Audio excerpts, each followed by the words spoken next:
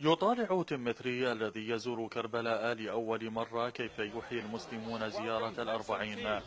تيمتري سياسي أمريكي وعضو بارز في إحدى أشهر المؤسسات الدولية الإنسانية الأمريكية. اعتنق الإسلام بعد بحث طال لعدة سنوات.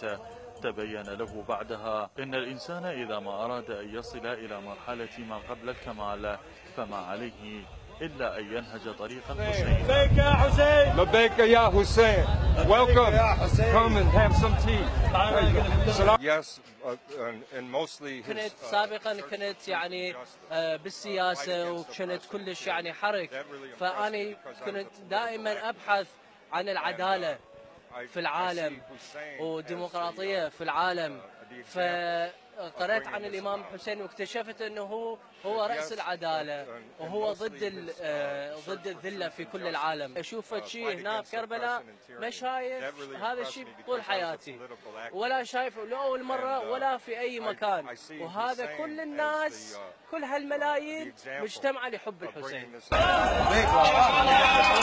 إذا كان تيموثي قد ترك السياسة من أجل زيارة الإمام الحسين عليه السلام، فماذا نقول عن مارك مايكل مدير لإنتاج أشهر الأفلام الأمريكية ترك مجموعة من العروض المغرية بهدف مشاركة المسلمين في زيارة الأربعين.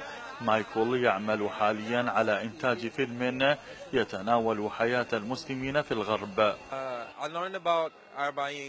سويت بحث عن الناس اللي ثوريين في العالم، واكتشفت أنه في يعني ناس يعني من أفريقيا مثلا اللي كانوا ثوريين في أمريكا، مثلا مالكوم اكس وفريدريك دوغلاس.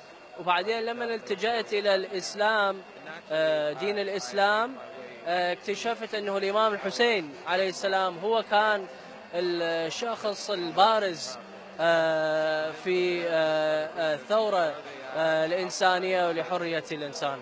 حين تسير في شوارع وأزقة كربلاء ستعترضك مواقف عدة لأشخاص قطعوا مسافات طويلة لتختلط أنفاسهم بأريج مدينة هي الأطهر على وجه الأرض. من كربلاء المقدسة، عمار الخزاعي، الغدير.